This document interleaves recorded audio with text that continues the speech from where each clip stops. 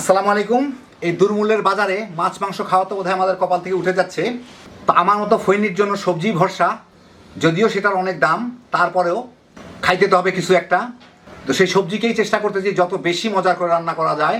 তো আমি এখন রান্না করতেছি অসাধারণ স্বাদে একটা বেগুন আলুর তরকারি। এটা যেমন রুটি পরোটা দিয়ে খাইতে পারবেন, ভাত কিংবা পোলাও দিয়েও খেয়ে ফেলতে পারবেন।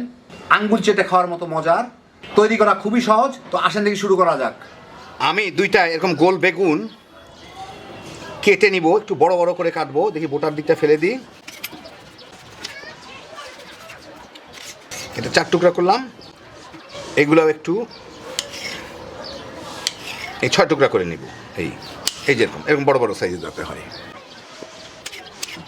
তো দুইটা বেগুনই আমি এভাবে কেটে নিব। বেগুন রান্নার পরে অল্প একটু হয়ে যায়, সেজন্য দুইটা বেগুনই যথেষ্ট হবে। আমি এইখানে একটা কড়াইয়ে 3 টেবিল চামচ তেল গরম করে ওর মধ্যে আমি 1 চা চামচের মতো হলুদের গুঁড়া দিব। ছোট চামচ থেকে 2 বারে দিলাম। একটু লবণ, এইটাকে একটু মিশাই আমি এই বেগুনগুলা দিয়ে একটু ভেজে নিব। আমি কিন্তু হাই হিটে রাখছি, বেগুনগুলা যাতে একটু মানে একদম সিদ্ধ না হয়ে যায়, একটু ভাজা ভাজা দাগ হলে আমার হয়ে যাবে। সেই জন্য হাই হিটে এটাকে ভেজে নেব। একটু পোড়া পোড়া দাগ লাগলে সবচেয়ে ভালো হয়, না লাগলেও কিছু করার নাই, কিন্তু সিদ্ধ হয়ে গলে যাতে না যায়। এই 5-6 মিনিট ভেজে বেগুনগুলো একটু বাদামি বাদামি দাগ লাগলে এগুলোকে আমি এখন এর থেকে উঠাই নিব। যেখানে একটু বাদামি বাদামি দাগ লেগে গেছে বিভিন্ন জায়গায়, এগুলোকে আমি তুলে নিই।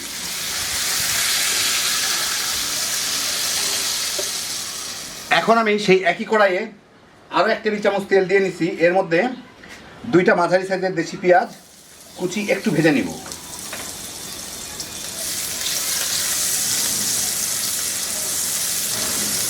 আমি হাই হিটে রান্না করতেছি, পেঁয়াজটা যাতে জলদি একটু বাদামি দাগ লাগে। পেঁয়াজগুলো একটু বাদামি হওয়া শুরু করলেই আমি এর মধ্যে দিয়ে দিচ্ছি 1 চা চামচ রসুন বাটা, 1 চা চামচ আদা বাটা। একটু এর সাথে নাড়াচাড়া করে নেই যাতে একটু পানিটা শুকায়। এখন চুলার জালটা আমি কমায় দিলাম, লো আর মিডিয়ামের মাঝামাঝি আনলাম। এটা পানিও মোটামুটি শুকায় গেছে। এখন এর মধ্যে আমি প্রথমে টমেটো দিয়ে দিব। এখানে 2টা বড় সাইজের টমেটো কাটা আছে। 1 চা চামচ ধনিয়ার গুঁড়া, 1 চা চামচ জিরার গুঁড়া, এই প্রায় 1 চা চামচের একটু কম হলুদ, স্বাদ মতো মরিচের গুঁড়া দিয়ে এইটাকে একটু ভেজে নিব। একটু লবণ দিয়ে দিই, টমেটো যাতে গলে দ্রুত।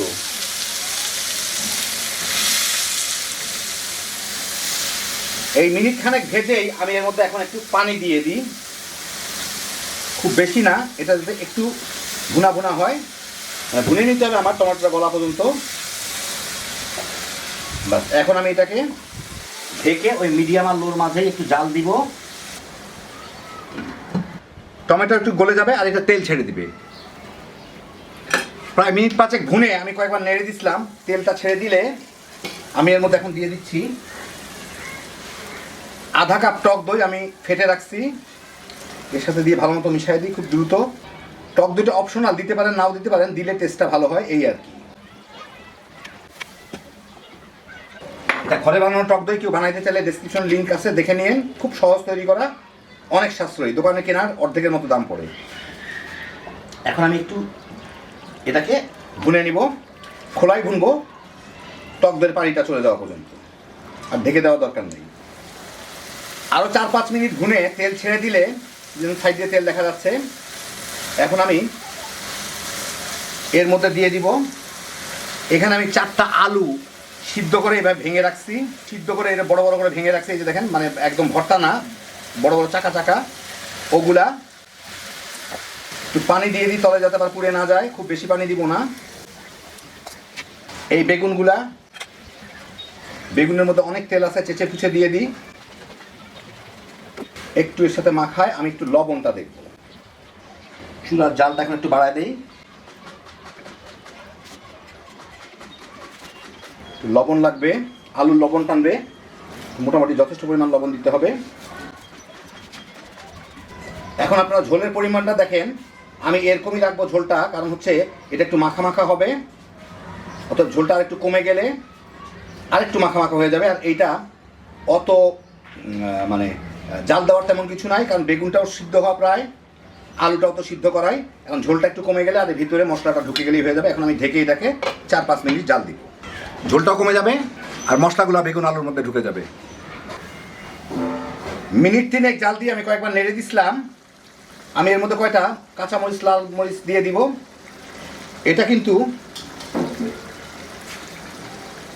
ঝোল দেখা গেল ঝোল নাই, একটু নাড়া দিলে দেখা যায় একদম সব কিছু আলু টালুগুলো নিচের দিকে চলে গেছে। এখন আমি একটু নেড়ে এটাকে মিনিট খানেক জাল দিব, তারপর জালটা বন্ধ করে দিব এই কাঁচামরিচের ফ্লেভারটা আসা পর্যন্ত। এই মিনিট খানেক জাল দিয়ে আমি চুলাটা বন্ধ করে দেই। এই দেখেন তলের দিকে প্রায় লেগে লেগে যায়, শুকনা শুকনা হয়ে গেছে। আপনাদের আমি এখন একটু বেড়ে দেখাচ্ছি। এই দেখেন হয়ে গেল আমার অসাধারণ স্বাদের বেগুন আলুর তরকারি। কি যে মজা, একবার বানাইলেই বুঝবেন। বাচ্চা বড় সবাই খুবই পছন্দ করবেন। এটা ভাত পোলাও দিয়েও যেমন খাওয়া যায়, রুটি পরোটার সাথেও তামা তামা করে খেয়ে ফেলাইতে পারবেন। হ্যাপি জোশের একটা আইটেম, এতই মজা যে আঙ্গুল চেটে খাইতে ইচ্ছা করবে। একবার বানায় দেখেন। আল্লাহ আপনাদের সবাইকে ভালো রাখুন, সুস্থ রাখুন, নিরাপদে রাখুন। ইনশাল্লাহ বেঁচে থাকলে আবার দেখা হবে। আল্লাহ হাফেজ।